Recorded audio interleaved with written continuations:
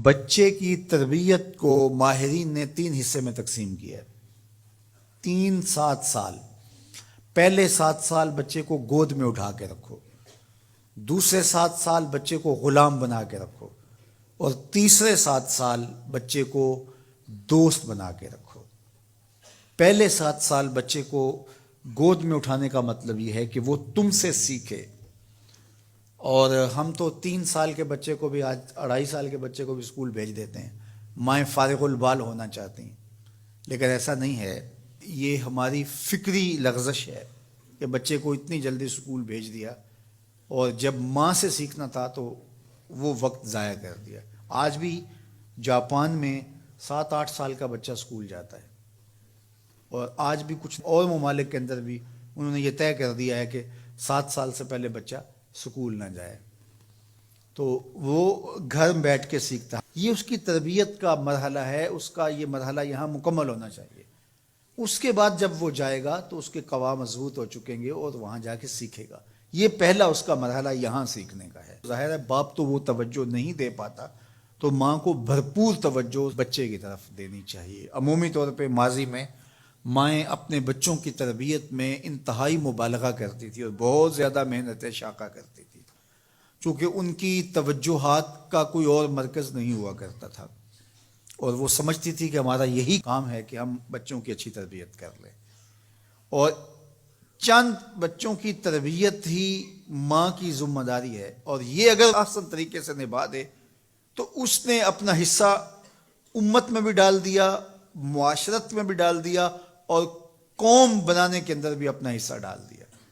لیکن اگر وہ اپنا یہ فریضہ انجام نہیں دیتی، اس میں کوتاہی کر دیتی ہے، تو اس نے پھر کچھ بھی نہ کیا۔ اچھی نسل اچھی ماؤں کی گود سے پروان چڑھ کے ہی معاشرے کو نصیب ہوتی ہے، اور یہ بنیادی اکائیاں ہیں، بنیادی اینٹیں ہیں جس سے معاشرت ترتیب پاتی ہے۔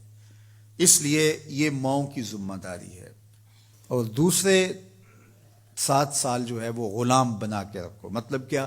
کہ ان پر احکام نافذ کرو۔ وہ از خود فیصلے نہیں کر پاتے اور اچھے نہیں کر پائیں گے، ان کے فیصلے تم کرو، ماں باپ۔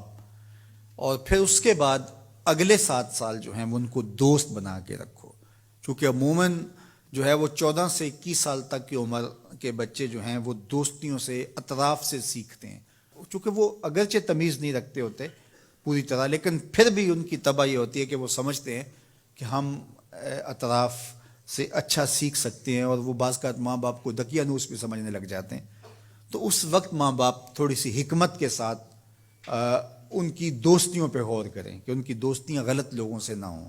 میرے اور آپ کے آقا مولا نے ارشاد فرمایا، المرء علی دین خلیلہ فلینظر احدکم من یخالل۔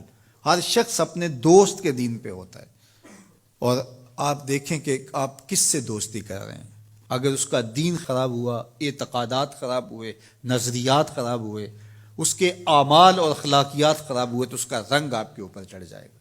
اور رومی نے اس کو اپنے انداز میں کہا، تا توانی دور شو از یار بد، یار بد بدتر بود از مار بد، کہ جہاں تک ممکن ہو برے یار کی صحبت سے بچ کے رہنا۔ کہا کہ برا جو دوست ہوتا ہے، برا یار ہوتا ہے، وہ برے سانپ سے بھی برا ہوتا ہے۔ کہا کیوں؟ اس لیے کہا جب سانپ لڑتا ہے تو جان لیتا ہے، برا یار لڑتا ہے تو ایمان لیتا ہے۔ اس لیے صحبت سالے ترا سالے کنن، صحبت تالے ترا تالے کنن۔ اچھے شخص کی صحبت تجھے نیک بنا دے گی، برے شخص کی صحبت تجھے برا بنا دے گی۔ شیخ سعدی فرماتے ہیں، میں حمام میں گیا تو وہاں کسی نے مٹی رکھی تھی، تو میں نے اس کو اٹھایا تو اس سے مہک آ رہی تھی، میں مست ہونے لگا اس کی دل آویز خوشبو سے۔ تو میں نے اس کو کہا کہ تو مٹی ہے، عنبر ہے، موتیا ہے، نسرین ہے، نسترن ہے، کیا ہے تو؟ تیری دل آویز مہک سے مشام ہستی مہکے چلے جا رہے ہیں، اور ہے تو مٹی، تو کیا ہے تو؟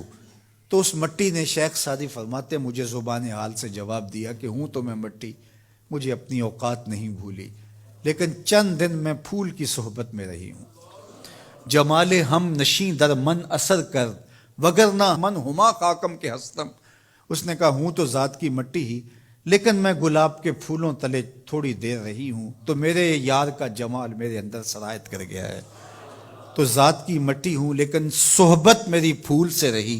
یار مٹی پھول سے صحبت پیدا کر لے تو اس سے مہک آنے لگ جاتی ہے، تو یار بندہ صالح صحبتوں کا انتخاب کر لے تو اس کی زندگی کیوں نہیں بدلتی؟